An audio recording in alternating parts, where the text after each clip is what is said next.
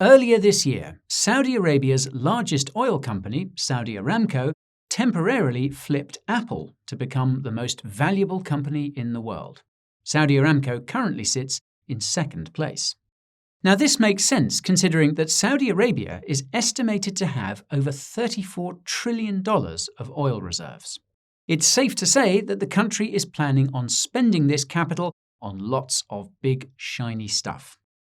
So today, I'm going to tell you about Saudi Arabia's crypto interests, examine how they relate to the country's ambitious Neom Project, and see whether crypto could play a role in its rollout.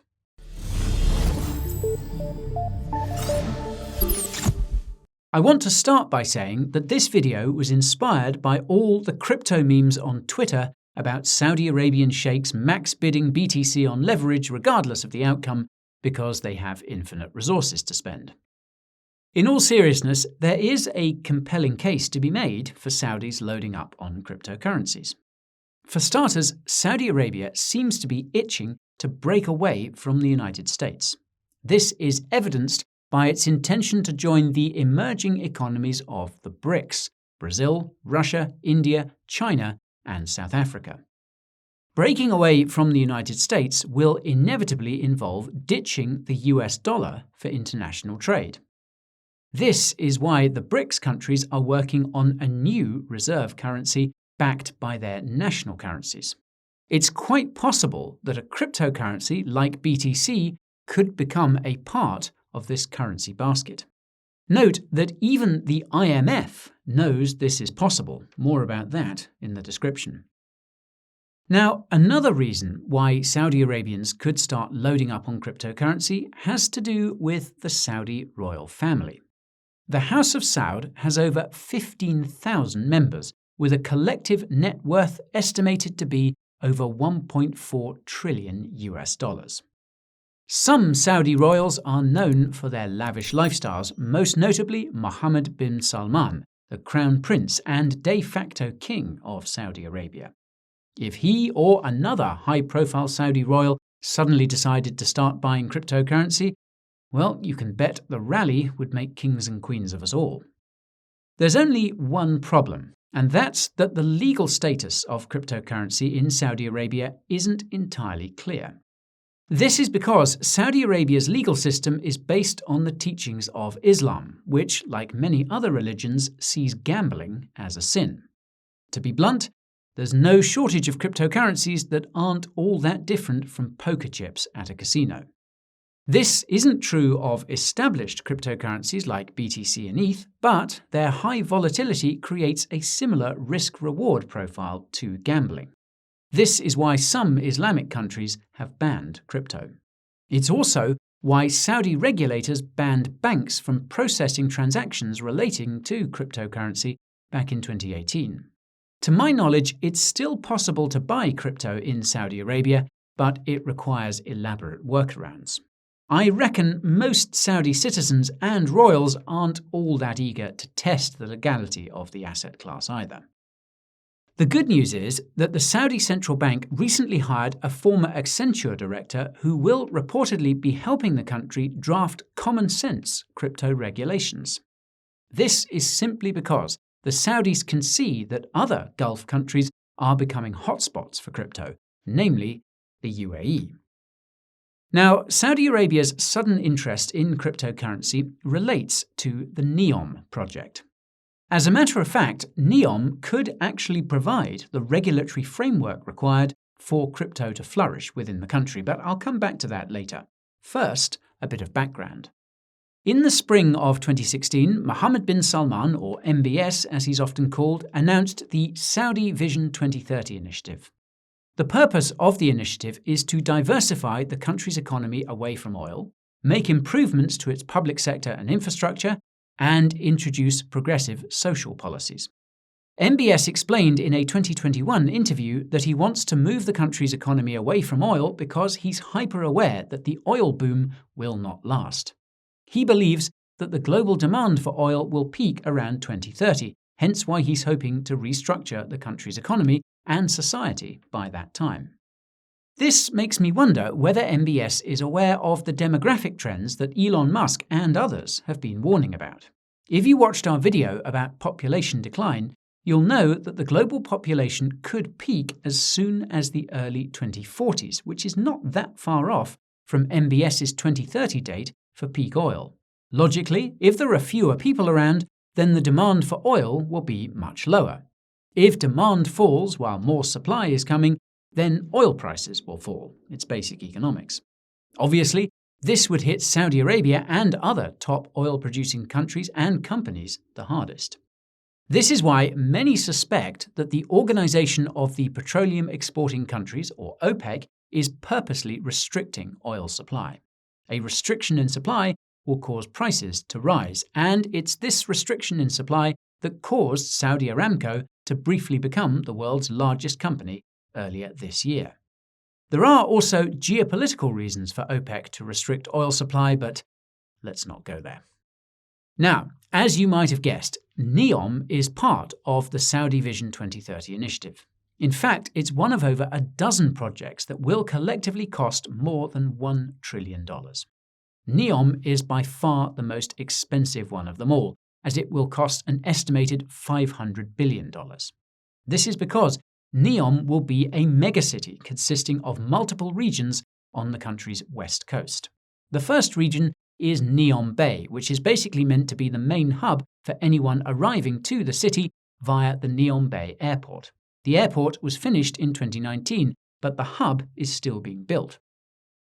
The second region is the Neom Industrial City, also known as the Oxagon.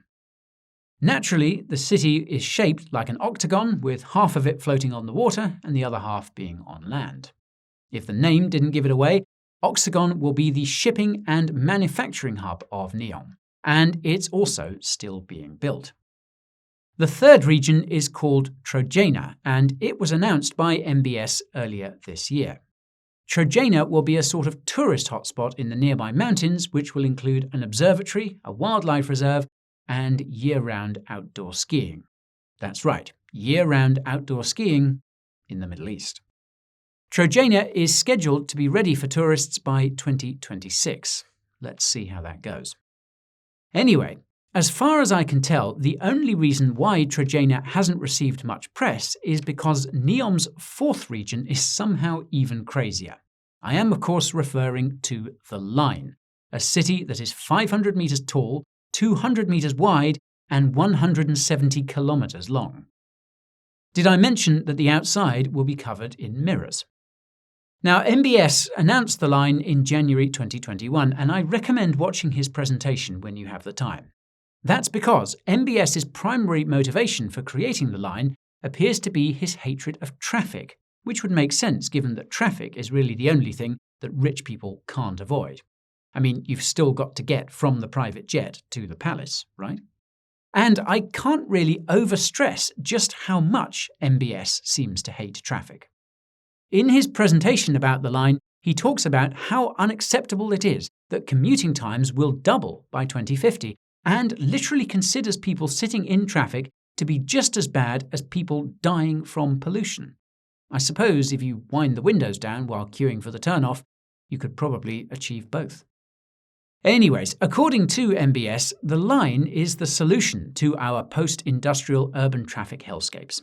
There will be 0 streets, 0 cars, 0 emissions, and everything you need will be a 5-minute walk away. In addition, the city will be 95% self-sustainable, run entirely on renewable energy, and take you across in 20 minutes by train. This will all be possible thanks to the 3 layers of The Line. The bottom layer will be called the spine, and it will house the city's transportation, including the ultra-high-speed train and freight operations, that is, moving goods around the city. The middle layer will be the service layer, and it will contain things like grocery stores, barbershops, retail outlets, soulless franchise coffee shops, and other such services. The top layer will be the pedestrian layer, which will feature walkways, forests, gardens, etc., as well as housing, which will extend up the sides of the massive walls. Now, although MBS initially said that the city would house 1 million people, this figure was recently increased to 9 million for reasons that I don't quite understand. It's also not entirely clear how the city will handle things like ventilation and lighting, especially for those living on the lower levels. This hasn't stopped the project from going ahead, however. Recent drone footage reveals that construction on the city's spine layer is underway. Some say that the trench being dug is not wide enough, given the scale of the city, but I guess we'll see what it looks like in a few months' time. While the first phase of development is expected to finish by 2030, the line isn't expected to be complete until 2050. Now, the cost of building the line could be as high as $1 trillion. This would bring the total cost of the Neom project to a whopping $1.5 trillion, assuming the other projects are within budget. Now, what's interesting about Neom is that the region will apparently have its own governing body called the Neom Authority, which will introduce a legal and tax system that is separate from the rest of Saudi Arabia. This means that crypto could very well play a role in the rollout of this mega project. What's concerning is that any role crypto would play would probably not be very crypto, so to speak. That's because the different regions of Neom will be heavily digitized, especially the line. This means digital ID, facial recognition, and even artificial intelligence that determines what you can do and where you can do it. As explained in an amazing article by Bloomberg, Neom will also have a, quote, digital border with the outside world, meaning only those who are authorized will be allowed to enter or exit. It's also not clear whether the members of the Neom Authority will be democratically elected. If all that wasn't scary enough, the concept of a linear city was first proposed by an Italian architectural collective called Superstudio. Superstudio's so-called continuous monument was meant to be a critique of the future arrangement of heavily industrialized cities, not a template for a humanist one. In Bloomberg's words, quote, one of Superstudio's last surviving members, when asked about the line by the New York Times, dryly noted that seeing the dystopias of your own imagination being created is not the best thing you could wish for. Now, if you're wondering where exactly all the money to build Neom's regions is coming from, the answer is Saudi Arabia's Public Investment Fund, or PIF.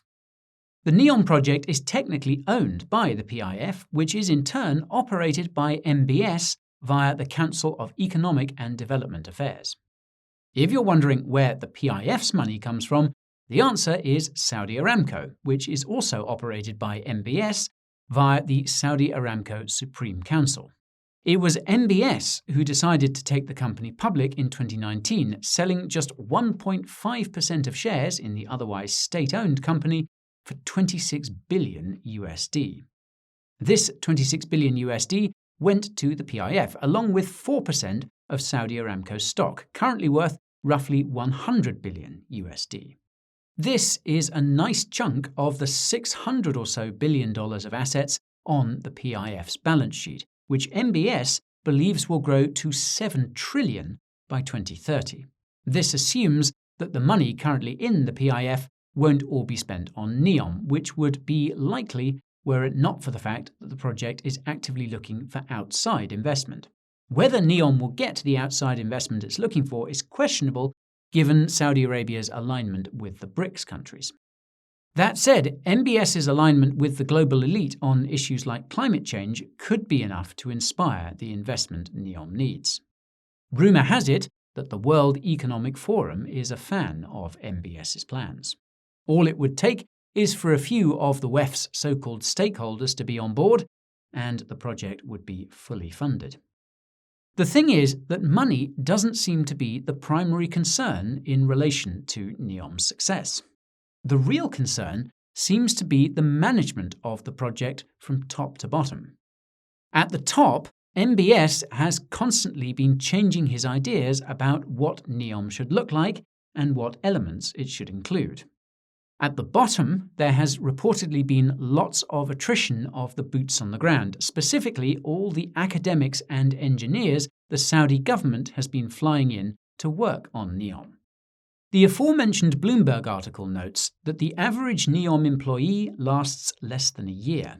This is in part because of bad management from the upper levels, and in part due to the unbelievably lucrative salaries many of these people are being paid.